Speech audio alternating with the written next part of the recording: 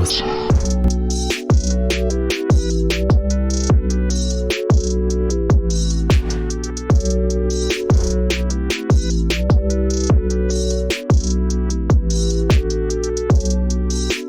Bienvenue dans le truc. Vous connaissez la formule, nouvelle émission, nouvel invité. Et aujourd'hui, on a un outil qui est assez indispensable, c'est le sablier. Donc je vais le mettre et ça nous permettra de garder le contrôle sur le temps. Parce qu'on me dit que je parle un peu trop. Vous savez qu'on traite l'actualité de la culture urbaine dans toutes ses dimensions. Et aujourd'hui, on va faire un focus sur la justice, le judiciaire. On a un invité exceptionnel, on a Maître Ruben. Maître Ruben, comment allez-vous ? Ça va super. Très bien. Alors, je voulais commencer tout de suite par Maître Ruben, qui est aujourd'hui à une exposition forte, qui a notamment, quand on tape votre nom dans Google, on s'aperçoit que la première chose qui sort, c'est Allô Maître Ruben, le morceau de Fianso. Comment est-ce que vous vivez justement cette nouvelle notoriété ? Écoutez, elle remonte déjà à quelques années. En fait, elle se produit dans le temps, elle ne s'arrête pas. C'est un bel hommage, sans aucune discussion. J'ai surfé sur cette vague et puis j'en surfe encore. Donc je dois dire que ça a lié beaucoup d'amitié entre moi et Fianso et ça continue encore aujourd'hui. D'accord, ouais. Donc clairement, ça a quand même été un accélérateur aussi dans la dimension justement sur les dossiers qui arrivent au sein du cabinet, parce que vous êtes fondateur du cabinet Ruben Associés. Ça a pu booster aussi beaucoup la communication. Un accélérateur, je ne sais pas, mais ça a permis à des gens en fait, de pouvoir choisir un avocat pénaliste qu'ils ne connaissaient pas, indépendamment des grands noms, je pense à Dupond-Moretti ou d'autres. Et ça a donné accès en fait, à des gens parfois reculés dans des provinces ou dans des banlieues sans connaître de nom d'avocat, de pouvoir nous choisir et d'avoir une référence en fait. D'accord. Et ça, je dois dire que ça les a aidés, ça nous a aidés. Ouais, c'est vraiment ça le sujet. Moi, ce qui m'intéresse, c'est vrai que quand je regardais dans le parcours de Maître Ruben, on s'aperçoit que a grandi à Ivry-sur-Seine, dans une tour de 11 étages, dans un quartier. Et il y a eu notamment un épisode marquant avec une garde à vue qui avait duré 24 heures où vous étiez mis en cause. Et donc, le déclic s'est fait à ce moment-là, justement, sur la volonté de défendre les plus démunis, les plus éloignés. Ouais, en fait, ça a été un épisode de ma vie un peu marquant, mais c'est vrai que j'ai toujours aimé détester l'injustice, en fait. Ouais. Et j'ai toujours été fasciné, en fait, par la justice. Ses coulisses, déjà petit, j'allais au tribunal de Paris, assister aux comparutions immédiates. Je regardais les émissions qui étaient liées à ça. Et j'ai fait une belle rencontre un jour qui était Cohen-Savant quand j'avais 18 ans. Cette anecdote, pas beaucoup de gens la connaissent. En fait, à 19 ans, mon oncle était juré aux assises de Créteil. D'accord.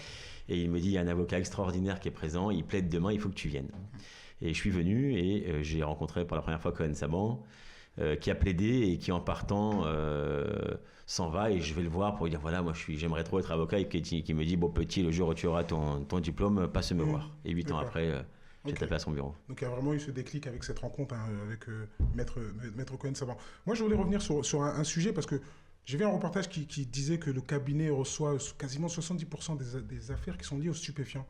Le stupéfiant est assez présent. La France est le premier pays consommateur en Europe de stupéfiants, plus de 5 millions de consommateurs. Le débat autour de la dépénalisation, qu'est-ce que vous en pensez ? Quelle est votre position par rapport à ça ? Alors d'abord, on reçoit 70%, on ne choisit pas ses clients. Ouais. On les choisit peu en réalité, surtout lorsqu'on commence.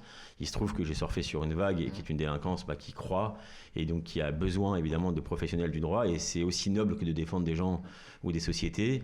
Nous, on défend des gens qui se livrent à cette activité-là. Sur la dépénalisation, moi, je n'ai pas d'avis particulier sur la question, mais il est vrai que lorsqu'on voit la politique menée par d'autres pays et qui sont parfois très proches, je pense que la France y viendra à un moment donné. Il faut que ce soit évidemment très encadré, parce que les intérêts économiques et financiers sont très importants. Donc je pense qu'à un moment donné, les politiques s'accorderont pour pouvoir amorcer en tout cas une égalisation. D'accord, très bien. Parce que c'est vrai que ça fait débat même au niveau politique. Il y a beaucoup de contre, des pour. Bien sûr. Donc c'est un sujet qui devrait être tranché bientôt, et ce sera peut-être l'un des sujets aussi clés au niveau de la présidentielle. Et puis le CBD amorce déjà, je trouve, cette notion-là. Et si on avance déjà vers le CBD, vers une égalisation, je pense que ça ouvrira certaines portes pour aller vers un peu plus loin. Avec des taux sur le CBD qui sont bien sûr. Et qu'est-ce que vous dites ? Vous répondez aux gens qui nous disent que c'est un peu la porte ouverte à l'utilisation de consommation qui pourrait être plus dure, cocaïne, héroïne En fait, c'est une réalité sociale. Donc, en fait, soit on fait semblant de ne pas voir et on ferme les yeux, ce qui est une possibilité. Je ne dis pas que ce n'est pas bien, mais bon, ça n'a pas d'intérêt. Soit, au contraire, on affronte cette difficulté. C'est un fait de société. Il y a des centaines, des milliers de jeunes qui consomment ce produit-là, qui parfois n'ont peut-être pas envie d'aller dans des banlieues reculées pour aller acheter. Si peut-être c'était contrôlé au niveau de la qualité, au niveau du produit, ça pourrait avoir un intérêt pour notre société. Et je pense que cette légalisation pourrait avoir du bon pour celles et ceux qui consomment. Très bien, donc ça effacerait aussi tout ce qu'on a autour des amendes forfaitaires pour les consommateurs. Exactement, là on parle de l'usage, ce qui est quand même un petit peu différent, parce qu'il y a le trafic et il y a l'usage.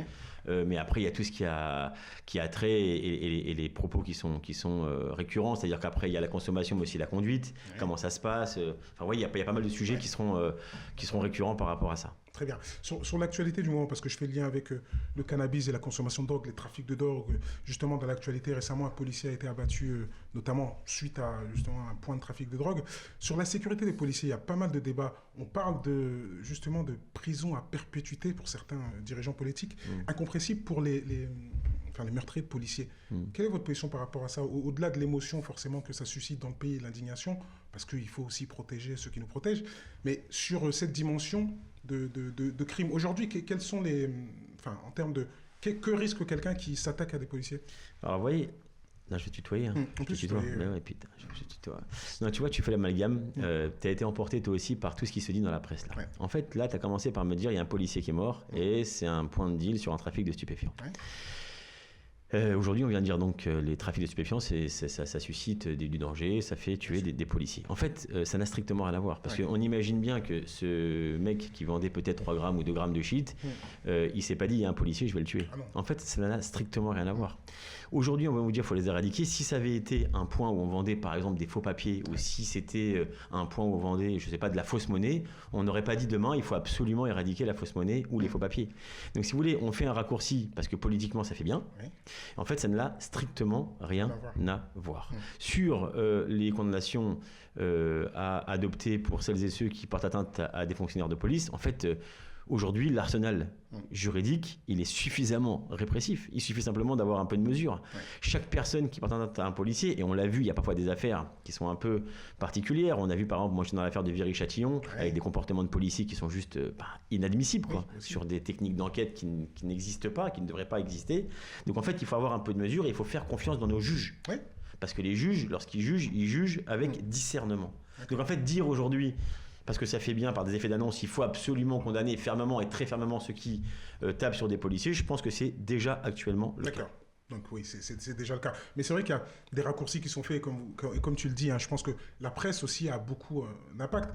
Et justement, aujourd'hui, je pense qu'on est aussi beaucoup sur un tribunal médiatique avant que les gens soient jugés. Donc ça remet en cause un peu tout le système de la présomption d'innocence aussi. Non, mais en fait, il y a différents principes qui s'opposent. Tu as la liberté d'expression d'un côté, tu as la liberté de la presse de l'autre, tu as la présomption d'innocence de l'autre. Donc en fait, il faut juste trouver un peu d'équilibre dans tout ça.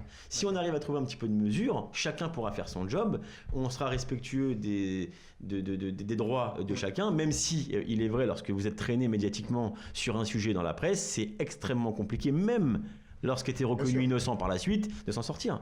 Et ça, c'est une réalité. Ça, mais clairement, justement. Et les raccourcis, pour aller dans le sens des raccourcis, parce que là, on est sur des raccourcis qui mettent en lien l'immigration et justement la criminalité. Mais ceux qui disent aujourd'hui, c'est à cause du trafic de stupéfiants, si demain, l'auteur des faits, on voit que c'est un Nord-Africain ou un Africain, on dira c'est l'immigration. Donc on voit bien que le propos qui est rapporté, c'est un propos politique.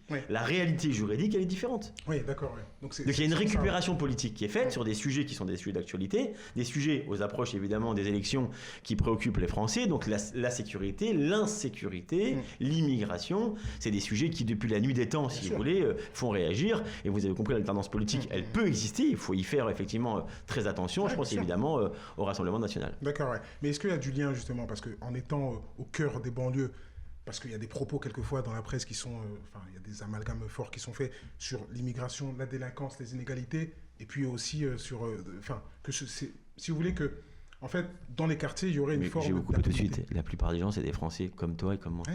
Donc en fait, ceux qui font ce raccourci-là, ils n'ont rien compris. Oui, c'est ça, en fait, s'ils le font, c'est pour de la récupération politique. D'accord, on est bien d'accord. Ils sont plus français que toi et moi. Ok, très bien. Mais non, mais c'est ce qui a été prouvé. C'est pour ça que je dis ça par rapport à tout ce qui est dit. Et justement, le ministre de l'Intérieur l'a rappelé. Mais bien sûr. Que finalement, sur les attentats qui ont été commis, notamment les derniers, la majorité sont des Français nés en France.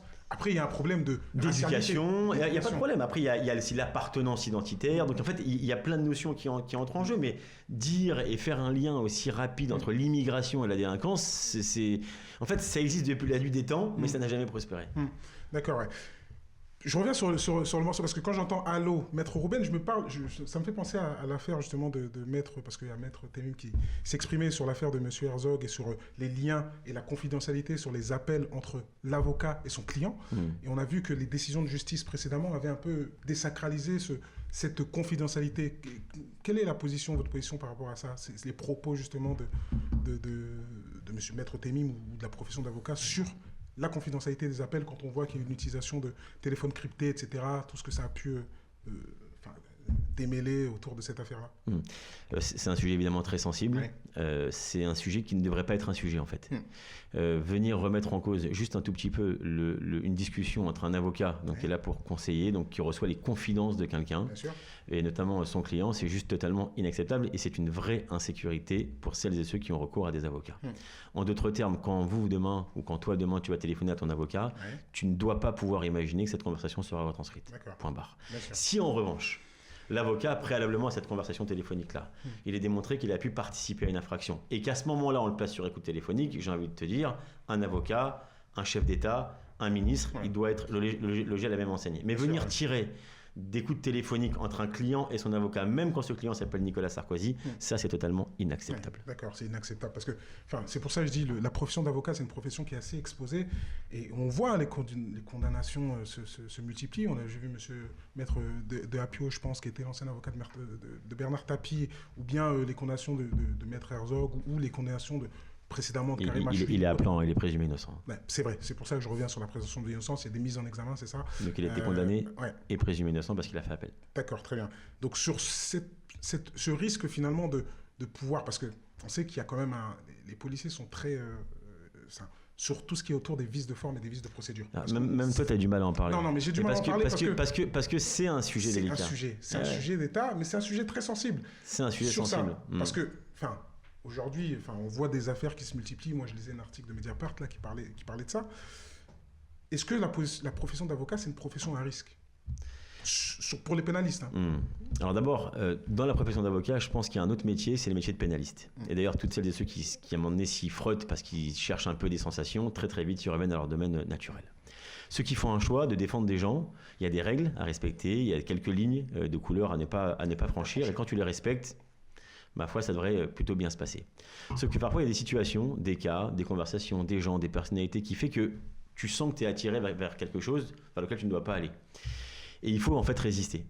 Quand tu es capable de résister à cela, ton job, tu peux le faire dans les règles. Maintenant, ce qui est une réalité, c'est que nous, on permet parfois à des gens d'être remis en liberté parce qu'on voit des choses que les autres ne voient pas. Mais il faut savoir une chose, c'est que nous, on le fait conformément à la loi. On n'est pas des voyous. Lorsqu'on le fait, c'est parce qu'on est en application de la loi. Or, qui est plus voyou que l'autre? Celui qui veut faire appliquer quelque chose qui n'existe pas, ou alors celui qui fait ressortir quelque chose et qui, ma foi, entraîne la liberté des gens. Donc parfois, ça suscite des jalousies, ça suscite un peu peut-être pas de haine, mais un peu de rancœur, et ça permet à des gens mal intentionnés de venir faire tomber certains avocats. D'accord. Qu'est-ce que vous répondez justement aux victimes de ces personnes qui sont présumées innocentes mais qui ont été inculpées? Parce que je pense à des vices de forme assez célèbres. On a des vices de forme, des présumés meurtriers qui ont été relâchés parce qu'il n'y avait plus d'imprimante dans un fax, parce qu'un fax n'est pas passé, parce qu'il y a une faute d'orthographe sur un document, parce qu'un document, un procès verbal n'a pas été signé. Je répondrai qu'on est passé au mail maintenant. Il y a un passage au mail, c'est vrai que ça datait de pas mal longtemps, mais toujours est-il que là maintenant, ça reste quand même des choses qui sont difficiles à vivre aussi pour les personnes qui sont... C'est vrai qu'il y a aussi des erreurs médicales de temps en temps. Qu'est-ce qu'on va dire au père ou à la mère de celui qui a vu son fils qui a été mal opéré? C'est la vie. C'est la vie, c'est comme ça. Et en fait, on est dans un état de droit. C'est ça notre force. On ne fait pas n'importe quoi. Cet état de droit permet à ce que des gens comme nous, des avocats, puissent relever des irrégularités. On ne va quand même pas se plaindre à un moment donné que des gens fassent leur métier et que les juges rendent la loi. Donc effectivement, ça génère forcément des frustrations parfois, des souffrances à certains égards, il n'y a pas de discussion, mais encore une fois, ça existe dans notre métier, ça existe dans le métier de la médecine et ça existe parfois lorsque vous allez faire construire une maison et qu'il va y avoir un problème au niveau des fondations et que la maison va s'effondrer. C'est la vie, c'est ainsi. C'est vrai que ça peut faire partie dans tous les domaines, c'est pas simplement le domaine des avocats qui sont concernés. Au-delà de ça, sur cette dimension de la justice, parce qu'on parle beaucoup aussi de la justice, les mineurs délinquants, vous confirmez qu'on ne peut pas mettre tout le monde en prison sur les peines, sur la réduction du crédit de peine, par exemple. Elles sont déjà remplies. Elles sont déjà remplies. On est à 105% d'occupation, quasiment 60 000 places de prison en France, 63 000 détenus. C'est rempli. Donc, il y a des dispositifs justement d'aménagement de peine qui sont assez décriés ces derniers temps. Mais là, tu passes des mineurs à l'aménagement de peine. Ouais, j'y viens, ouais. On va revenir sur les mineurs, mais là sur les aménagements de peine. On en parle beaucoup là dans les médias. Le système, est-ce qu'il est bon? Faut-il construire de nouvelles prisons ou faut-il peut-être modifier le système actuel? D'accord. Donc c'est un sujet aussi qui fait débat et on pourra en parler pendant des heures et des heures. Alors, d'abord, des nouvelles prisons, elles sont en cours de construction, ça fait déjà quelques années, donc elles vont sortir. Il n'y a jamais eu quasiment autant de détenus en France. Les peines ont doublé en l'espace de 20 ans. Et le système d'application des peines, c'est-à-dire le système qui permet d'éviter le tout carcéral, parce que en fait, répression ne rime pas avec prison. Et lorsque les gens auront compris ça, ils auront tout compris. On peut sanctionner quelqu'un. D'ailleurs, lorsque tu fais un excès de vitesse, ton permis, on ne te le retire pas pour toute ta vie. On te retire 4 points. C'est pareil pour quelqu'un qui commet une infraction. Donc lorsque tu commets une infraction, il y a des mécanismes qui permettent de sanctionner, mais pas de tuer ou pas de tuer socialement. Donc aujourd'hui, quand tu as une peine qui est inférieure à 1 an, la loi elle dit, monsieur, plutôt que vous alliez en prison pour que vous soyez mort socialement, on va vous aménager, on va vous mettre un bracelet, vous allez faire un peu de semi-liberté, vous allez faire un peu de conditionnel, vous allez devoir voir un psychologue, vous allez devoir aller voir un commissariat de police toutes les semaines. Ça permet d'éviter le tout carcéral, parce que la prison, c'est un petit peu quand même l'école du crime, il ne faut pas l'oublier. Et le système fonctionne extrêmement bien et les peines aujourd'hui, en tout cas, sont rapidement exécutées et sont aménagées. Et quand ce n'est pas le cas, je peux vous assurer qu'on va en prison. Ok, d'accord. Donc vraiment, là, je crois qu'il faut aussi revoir les choses. Que pensez-vous là? Il y a des dispositifs et des essais qui sont faits dans les pays nordiques avec, qui vont à l'encontre un peu du tout répressif et qui évitent la répression. On a essayé de faire des centres ouverts, des choses comme ça qui permettent aux détenus de pouvoir se réinsérer.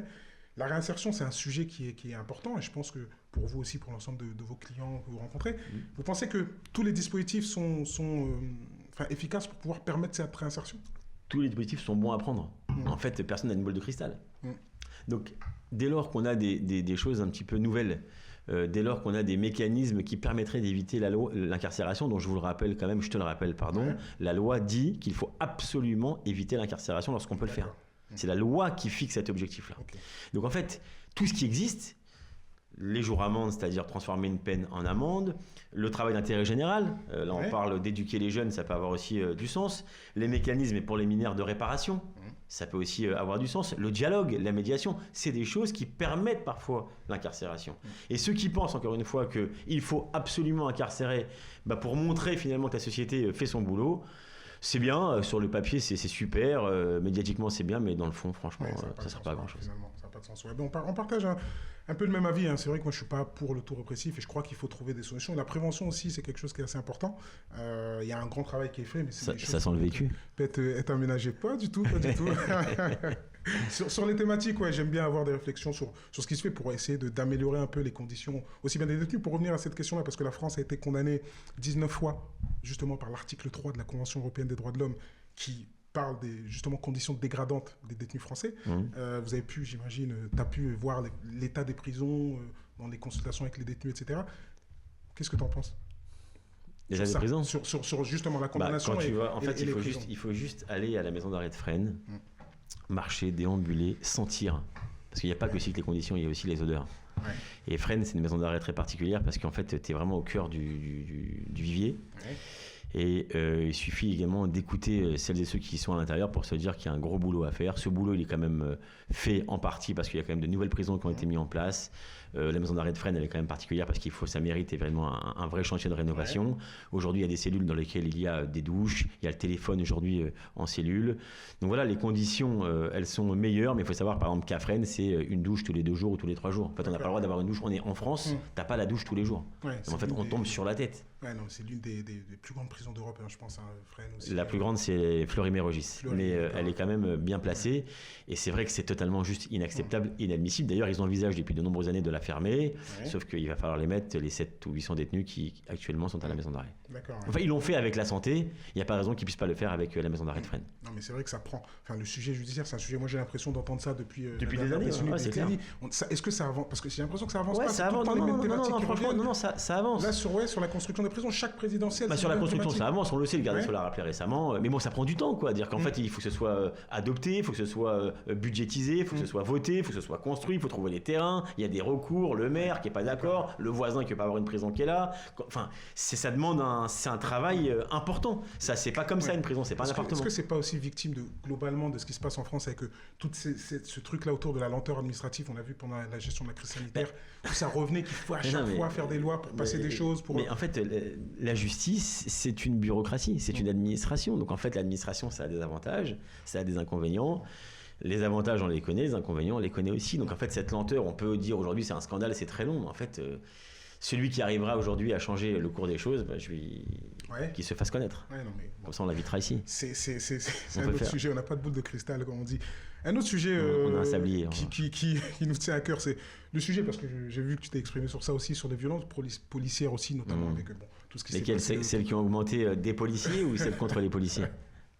C'est important. On a parlé de violences à l'encontre des policiers parce qu'il y a aussi ça, une crise de confiance et le désamour entre les Français et leur police. Ça aussi, c'est quelque chose qu'il faut résoudre aussi. Mais moi, je parle suite à Black Lives Matter, Michel Zecler, le comportement de la police, les enquêtes de l'IGPN, en étant en contact avec l'ensemble des prévenus, etc. Les retours qu'on a sur la police, est-ce qu'il y a, parce que sur le débat, la police est-elle raciste, je crois qu'il ne faut pas non plus généraliser sur l'institution, mais est-ce que au quotidien, t'entends justement des remarques sur le comportement de policiers qui peut être complètement à côté de Alors, je vais te répondre valeurs, à cette question. Moi, j'ai un métier, j'ai la chance de défendre des personnes qui commettent des infractions, et puis parmi celles-ci, je défends aussi des policiers. D'ailleurs, j'adore défendre des policiers. Il faut vivre, en fait, leur passage devant la commission de discipline à la préfecture de police de Paris, dans une salle qui fait 200 mètres carrés, ils sont 30 ou 35 à table, leur code de déontologie en poche. C'est un métier très difficile, sans aucune discussion. Les comportements des uns et des autres, qu'ils soient policiers, qu'ils soient avocats, qu'ils soient magistrats, qu'ils soient conducteurs RATP, en fait, il y a des brebis galeuses un peu partout. Donc venir dire et faire une généralisation sur le comportement des policiers, on peut le faire. Venir dire que depuis un certain temps quand même, on en parle davantage, c'est une réalité. Mais c'est pas pour autant qu'il y a une augmentation de cela. C'est-à-dire qu'en fait, nous, on s'est rendu compte, et en fait, je l'ai vécu, je vais te dire quand. Il y a quelques années, il y a eu la BAC de Stein, qui s'est fait péter sur des affaires de raquettes sur des trafiquants de stupéfiants. Et en fait, nous, lorsqu'on nous en parle, quand les clients nous en parlent, ça rentre là, ça sort là. Ouais, la police, elle m'a pris, il y avait 10 000, ils nous ont pris 5 000. Ouais, ok, d'accord, t'as raison, ils t'ont pris 5 000. Et en fait, on s'est rendu compte que ça existe. Mais c'est pas parce que ça existe à la BAC de Stein qui concerne 3 ou 4 policiers que ça va contaminer l'intégralité du commissariat de Stein. Donc en fait, ça existe, on ne va pas dire que ça n'existe pas. De là à généraliser, je pense que ça ne doit pas être le cas. Sur les comportements nouveaux, heureusement qu'aujourd'hui on a ça. Ok, parce qu'en fait, ça permet aujourd'hui de ce qui était dénoncé hier et qu'on ne croyait pas, de pouvoir immortaliser certains événements. Et chaque affaire, je dis bien chaque affaire, qui ressort dans la presse aujourd'hui, ce sont des affaires dans lesquelles ça a été snappé ou ça a été enregistré de manière audiovisuelle. Sinon, il y a des contestations. Et ils se défendent comme ceux qu'on défend au quotidien. C'est pas vrai, ils mentent, ils racontent des bêtises, etc. Donc en fait, les techniques sont exactement les mêmes. Donc ça existe. Mais c'est des preuves qui sont, entre guillemets, irréfutables ou pas? Parce que je vois que même quand il y a de la vidéosurveillance, on est quand même dans des systèmes où on peut remettre en cause un peu le fait que ça a été filmé et puis interprété aussi. Bien sûr, mais en fait, c'est l'état de droit. C'est le débat contradictoire. C'est-à-dire que c'est le débat. Tu peux ne pas être d'accord, tu peux tronquer une vidéo. Là, on a vu une vidéo récemment où il y a un monsieur qui a jeté une dame, je ne sais pas si vous avez vu cette vidéo, qui a jeté une dame en haut d'une bouche de métro. Et en fait, après, il semblerait que ce soit un parti politique qui l'ait diffusé. Et on s'est rendu compte en réalité que quelques minutes avant, elle a eu, en fait, c'était son dealer qui a eu un malentendu avec elle, avec lui, et qu'elle l'a frappé et que lui l'a poussé. Alors, je dis pas que ça légitime l'acte, mais je veux dire que cette manipulation-là, elle existe. On peut manipuler des vidéos, on peut manipuler des audios, on peut manipuler des photos. Il faut être prudent, mais le débat, il doit pouvoir exister. Et on ne doit pas dire que parce que c'est la police, on ne peut pas en parler. Ça, c'est pas acceptable. Donc il faut en parler. Il faut en parler. Et c'est pour ça que j'en parle aussi, parce que au-delà du fait que j'entends un argument qui dit que dans toutes les professions, il y a des brebis galeuses, là on est sur le recrutement des policiers. J'ai vu un petit peu les différentes modalités d'inscription de recrutement. On sait qu'il y a une moyenne quand même qui est recrutée à 6 et que il y a dernièrement des représentants de la police qui se sont exprimés en disant bien qu'il y avait une forme d'impunité aussi tout au long du parcours et que pour être révoqué, c'était quelque chose d'extrêmement difficile, quoi. Alors que, si vous voulez, ils sont évalués. Et donc, il y a aussi des points, on perd des points en fonction de la consommation de stupéfiants, en fonction d'un certain nombre de critères. Et ces représentants de police expliquaient que par manque d'effectifs, on est obligé de prendre des gens et de baisser les moyens. Donc ça pose question sur la formation des policiers. Alors, moi, je ne suis pas ministre de l'Intérieur, mais ce que je sais, c'est que c'est une profession qui est exposée. C'est une profession qui est difficile et je ne sais pas s'il y a beaucoup de monde pour rentrer dans cette profession. C'est aussi une belle profession d'être gardien de la paix. Quant à leur formation, si c'est le cas et qu'on s'en rend compte, à ce moment-là, il faut mettre les budgets et il faut former davantage. Si au lieu d'avoir 18 mois de formation, il faut 2 ans, il faut le faire. Mais en fait, toutes ces questions, on peut effectivement en discuter et c'est bien de le faire. Mais c'est une question d'engagement politique et de volonté politique. Si on veut faire des meilleurs policiers sur le terrain, il faut les former. Maintenant, quand vous sortez d'école, que vous avez fait de Draveil ou que sais-je, qu'on vous met au commissariat de Saint-Denis, de La Courneuve ou d'Épinay-sur-Seine, c'est dur. La réalité de terrain, c'est que c'est difficile. Parce qu'en fait, il faut non seulement avoir des qualités humaines, mais également des capacités de gestion des gens, de ne pas céder au moindre nom d'oiseau qu'on vous lancera, parce que c'est un peu inhérent au métier. Si un policier, c'est pas quand vous allez interpeller quelqu'un, c'est pas bonjour monsieur, est-ce que ça va vous déranger, est-ce que je pourrais vous interpeller ? C'est un peu musclé. Donc en fait, en face, il y aura du répondant. Si à chaque fois qu'on fait ça, vous mettez une tarte dans la gueule, en fait, tu peux pas faire ce métier-là. Donc ça veut dire qu'il faut cette formation, il faut apprendre à se gérer, et c'est pas donné à tout le monde. Non, bien sûr. Moi, j'ai un ami qui est policier qui m'explique quelquefois qui est victime d'insultes, d'agressions. Il faut un certain sang-froid, bien sûr. Il en faut, parce que c'est pas une position qui est facile, quoi. Donc, il faut préparer en amont, je pense aussi. Ça s'apprend. Parce que, être exposé, aller dans des cités, et quand on arrive d'une bourgade du sud de la France et qu'on est transféré dans le 9-3, forcément, je veux dire, il y a quand même une étape qui est un peu bien brutale. Sûr, il y a un gap. Ouais. Donc c'est pour ça. Le nouveau statut... Tu viens du sud de la France ? Je viens du nord de la France. Le nouveau statut de Maître Ruben, parce qu'on sait que Maître Ruben casse les codes. Moi, j'entends tout le temps ça, il arrive, voilà... l'avocat chouchou des cités, toutes ces choses-là, c'est positif. Comment tu le vis, d'avoir ce rôle un peu, cette image du défenseur des voyous, pour schématiser un peu. Bien sûr, déjà, je préfère qu'on parle de moi qu'on n'en parle pas. Ça paraît évident. En fait, moi, je suis dans la vie comme je suis dans mon métier d'avocat. Moi, je l'ai dit tout à l'heure, j'aime pas l'injustice. Je suis assez perfectionniste dans mon métier. Je laisse pas beaucoup de place au hasard. D'accord. Et nous, on est craint, mais on est aussi très respecté. On est respecté parce qu'on fait un boulot qui est carré. On respecte les règles du jeu. Et en fait, pour faire ce métier, il faut aimer un peu biaiser le système. J'ai pas dit baiser, j'ai dit biaiser. Biaiser le système. D'accord. Biaiser le système. Il faut avoir cette envie de flirter un peu, non pas avec l'interdit, mais flirter avec ce que l'on peut et ce que l'on ne peut pas faire. Une fois que tu as ça, exactement, mais sans être de l'autre côté. Parce que les règles, elles s'interprètent. Et puis, ça nous permet d'avoir du résultat et de se faire connaître. Et en fait, les délinquants en col blanc, ils ont le droit d'être défendus. Et les voyous de cité, ils ont aussi le droit d'être défendus par des bons avocats. Et je le disais tout à l'heure, notre notoriété aujourd'hui nous permet de défendre des gens dans la France entière. Et c'est ça qui est extraordinaire. Et de pouvoir appliquer ce que j'appelle la méthode Ruben à Paris, à Bobigny, à Lyon, à Bordeaux, à Saint-Gaudens ou que sais-je encore. Mais c'est intéressant, hein, cette distinction-là. Moi, ça m'intéresse entre les cols blancs et les jeunes de cité, parce qu'il y a un débat aussi au-delà de ça, parce qu'on sait qu'en France, on ne parle pas beaucoup d'argent et des rémunérations, mais on sait finalement qu'il y a des interrogations sur une certaine partie des personnes, sur la défense des personnes qui sont issues des cités, qui ne pourraient pas, entre guillemets, se payer ces avocats-là, et que ces avocats-là bénéficieraient de l'argent, justement, illicite, etc. Quelle position tu as par rapport à ça ? Mais si j'avais mon père, ma mère ou ma sœur qui étaient en détention, je peux te dire que tous, on se cotiserait pour pouvoir payer une défense. Le sujet que tu abordes, c'est un sujet intéressant et c'est un sujet qui fascine tout le monde, juge et procureur y compris. Il y a des idées que les gens arrivent dans les mallettes avec les bureaux, moi j'entends des choses comme ça. Si c'était le cas aujourd'hui, je serais chez moi. Ce que je veux dire par là, c'est que les gens se mobilisent pour pouvoir payer, que les gens se cotisent, que parfois ça vienne un peu du trafic. Et pourquoi quand un mec qui commet des infractions financières et qui va payer son avocat, qui va payer ses impôts avec de la fraude fiscale, d'un travail peut-être dit licite, ça choque personne. Lorsque tu vas à la boulangerie du coin acheter ton pain avec le fruit d'un trafic de stupéfiants, ça choque non plus personne. Je vois pas pourquoi ça pourrait choquer choqué lorsque ce sont des avocats qui font leur métier, qui défendent des gens. Non, mais c'est pour ça, c'est pour tout. T'as aimé cette réponse ou pas? Elle est très bien, cette réponse. Moi, c'est l'opposition justement entre col blanc et jeunes de cité. Et je crois qu'il faut des avocats. D'ailleurs, t'as compris pourquoi j'ai mis un col noir? Ouais, non, mais c'est ça, j'ai mis col noir. Exactement, j'ai mis col blanc. J'ai l'impression que c'est un signe. Très décontracté, Maître Ruben, toujours très cheveux gominés, voiture, grosse voiture. Il aime la vie, les bijoux, etc. Je suis venu en smart. Non, mais en tout cas, non. Moi, ce qui m'intéresse aussi, c'est l'action du ministre de la Justice, parce que je crois qu'il y a quand même un peu une guéguerre avec la profession d'avocat, avec les magistrats. Qu'est-ce qui se passe dans le monde de la justice, là? Il se passe que nous avons aujourd'hui un garde des Sceaux, ancien avocat, ancien avocat, je pense, le plus médiatique de France, donc forcément, et qui a pendant très longtemps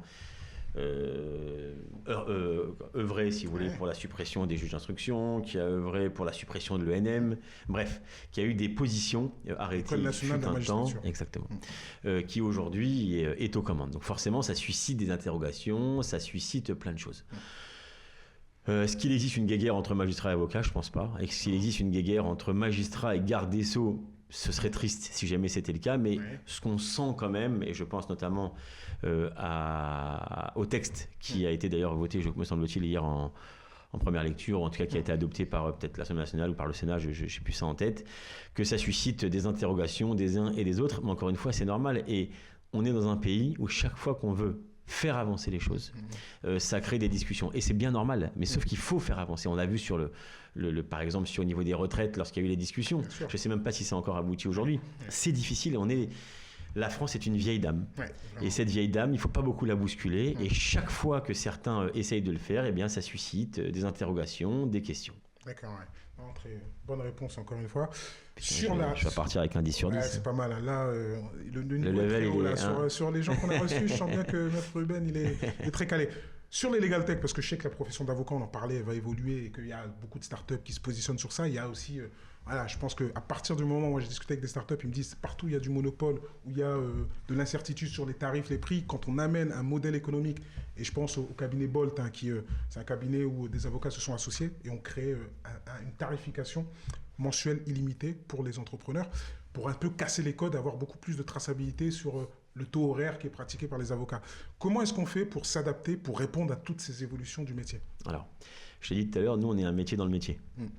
Ce que tu dis là, c'est vrai et c'est important. C'est-à-dire que les nouvelles technologies s'adaptent au métier d'avocat, c'est important. Nous, on l'a fait. On l'a fait parce que, je vais te donner un exemple. Il y a encore quelques années, personne n'avait de site internet au pénal. Moi, j'étais l'un des premiers à avoir un site internet en tant que pénaliste. D'accord. Pourquoi? Parce qu'en fait, on a tous un ego surdimensionné, une très haute estime de soi-même, et en fait, s'exposer, c'est pas très très bien. Tu vois, de dire qu'en fait, tu es un bon avocat. Alors qu'aujourd'hui, les clients, ils sont dans les cités, ils sont dans la rue, mais ils sont surtout sur la toile. C'est ça. Quand tu as compris ça, tu as tout compris. Okay. Nous, on l'a compris très tôt. Est-ce qu'aujourd'hui, un robot, un logarithme va pouvoir changer les yeux d'un avocat pénaliste? Je ne pense pas. Donc, quand je te dis que nous, on est un métier dans le métier, ce que tu dis, c'est vrai pour plein de professions, en droit des contrats, en droit des affaires. Je pense que ça peut être... Effectivement, je pense que s'il existe des logiciels qui permettent d'aller récupérer, quand tu vas dire, par exemple, j'ai 35 ans, j'ai perdu un bras, un œil, j'ai toujours dit TT, tiens que ça vaut 10 000 €. Exactement. Là où l'avocat va aller chercher les jurisprudences ici et là, ça peut avoir de l'intérêt. Quand tu défends un mec sur un trafic de stupéfiants, sur une importation de 300 kilos... Le robot, je ne sais pas s'il va pouvoir fumer un petit joint, mais ça va être compliqué. Non, c'est vrai que sur ça, oui. Donc, il faut pouvoir trouver l'équilibre entre... un peu de mesure, et je pense que là, on n'y est pas encore. Peut-être, attention, on y viendra. Je pense que c'est encore un petit peu tôt. Oui, d'accord. Sur la culture urbaine, parce que je reviens sur ça, parce que c'est un peu aussi la thématique du jour. Maître Ruben, t'écoutes aussi fan de rap. Fianso a sorti des derniers projets, etc. Il y a eu des écoutes. Qu'est-ce que tu penses de ce qu'il a pu produire et quel est son niveau musical? Par rapport à toi, c'était un très bon rappeur. Moi, je suis Fianso. Ouais, non, je suis fan. Oui. Avant de l'avoir défendu. Alors, avant, je le connaissais pas, figure-toi. Voilà. Et d'ailleurs, quand j'y vais, c'est mon collaborateur qui me dit non, mais c'est un mec un peu connu, il faut y aller. Non, la musique, moi, je passe de Jacques Brel, Michel Berger, Aznavour à Fianso, à Eus, à Jul que j'aime bien aussi. Fianso, c'est un rappeur, c'est un acteur, c'est un homme d'affaires. Et tout ce qui touche, ça se transforme en or quasiment. Donc là, rentre dans le cercle avec ce qu'il a fait très récemment, la direction, tout ça. Bon, voilà, ces sons, moi, je les écoute et je les réécoute là. Et j'adore et je découvre quasiment jour après jour les nouveaux sons sur son album. Bon, il fait des belles choses. Alors, évidemment, parce que je le connais bien et parce que je le connais même par cœur, il y a cette trame, tu vois, la trame Kenzo dans son rythme, comme il y aurait un son de Booba qui sortirait que tu reconnaîtrais immédiatement. Donc ce qui fait, bon, moi j'aime beaucoup, j'écoute ces derniers sons, j'ai du mal à les apprendre par cœur encore, mais ça va venir parce que mes enfants sont taqués là-dessus. D'accord, très bien, ok. Bon, il y a eu plein de personnalités. Moi je voyais, justement, on parle de Booba, il y a eu une défense justement sur l'affaire Boubacaris aussi, un des prévenus. Il y a eu aussi, j'ai vu Idriss Déby, parce que je pensais à... Ouais, c'est marrant que tu me parles de lui, j'ai eu beaucoup de peine pour... Ouais, c'est ça, je pense que ça fait l'actualité avec son décès. Je me suis dit, Maître Ruben a défendu. Ah ouais, je me souviens de cette rencontre extraordinaire avec Ibrahim Entier Déby, rue de Berry, qui était venu avec sa femme à la suite de la mort d'Idrissa, de Déby et son fils, comment s'appelle-t-il, Idrissa, me semble-t-il, assassiné lâchement par des gens. Et voilà, donc ça m'a fait beaucoup de peine d'apprendre les circonstances de sa mort. Je ne parle pas de la dimension politique. Oui. Voilà, donc j'étais jeune avocat quand je l'avais défendu. Je l'avais défendu une première fois d'ailleurs lorsqu'il avait eu une petite affaire dans une affaire d'une boîte de nuit. Il avait une arme et comme il avait l'immunité diplomatique, c'était compliqué de le mettre en cause. Comme j'ai été d'ailleurs, et je voudrais dire un mot parce que ça a vraiment bercé ma jeunesse, j'étais très touché par la mort également de Tonton David. Ouais, Tonton David également. Tonton David qui, moi, le blues des racailles, c'est vraiment mon enfance, quoi. Et les sons, je les écoute aujourd'hui encore dans ma voiture. Je les fais écouter à mes enfants de temps en temps. Et ça m'a beaucoup touché qu'ils disparaissent. Non, mais c'est vrai que c'était une perte totale pour la musique. Pour le monde. Pour le monde. Même si on n'entendait plus beaucoup parler de lui, c'était vraiment un grand artiste. Ouais. J'ai appris que Maître Ruben travaille plus de 15 heures par jour. Comment on fait pour se ménager quand on a une activité aussi prenante? Parce que derrière, il y a des enjeux qui sont assez forts. Je pense que quand on va défendre quelqu'un qui va potentiellement perdre perpétuité, prendre perpétuité, ça touche les tripes, quoi. Ça va au plus profond de soi. J'ai une chance, j'ai pas besoin beaucoup de dormir. Ok. J'ai une chance d'avoir une famille compréhensive. J'ai une chance d'aimer mon métier. Et c'est pas donné à tout le monde. Moi, je suis un passionné, je suis un garçon qui est très engagé. Je suis engagé dans ce que je fais. Quand je prends un engagement, je le tiens. J'aime pas beaucoup décevoir. Et quand c'est le cas, ça me touche profondément. Et donc, ça demande du travail, ça demande de l'effort. Et ça demande de travailler peut-être 15, peut-être 16 heures par jour. Je prends aussi beaucoup de vacances, c'est important. Mais voilà, pour répondre à ta question. Et justement, le sablier est fini depuis pas mal de temps. C'est vrai que j'ai tendance un peu à décaler. Mais là, c'était intéressant. Maître Ruben a monté le niveau. Il m'a poussé dans mes retranchements. On a eu un échange on a appris beaucoup de choses. C'est intéressant. Maître Ruben, peut-être un dernier mot? Je peux te poser une question ou pas? Dis-moi. T'as une cravate ou pas en dessous? J'ai une cravate. Ouais, je crois. C'est en col blanc et cravaté. Tu sais que c'est chaud. Tu penses que c'est sérieux? Tu m'as fait honneur aujourd'hui. Maître Ruben m'a validé. C'était pour lui. On a mis la cravate. On a essayé de faire le boulot. Parce qu'on sait que c'est pas tous les jours qu'on peut recevoir des avocats pénalistes, justement, créateurs du cabinet Ruben Associés, qui se situe dans le 8e arrondissement. C'est pas très loin. En tout cas, merci pour tout. Merci pour le déplacement. Merci pour ces éclaircissements sur ça, sur tous les sujets qu'on a pu aborder. Moi, ce que je vous dis, c'est continuez, abonnez-vous à la chaîne YouTube, dans le truc. Suivez-nous sur les différents réseaux sociaux et on se retrouve très vite pour des prochaines interviews. À bientôt. Merci. Ciao.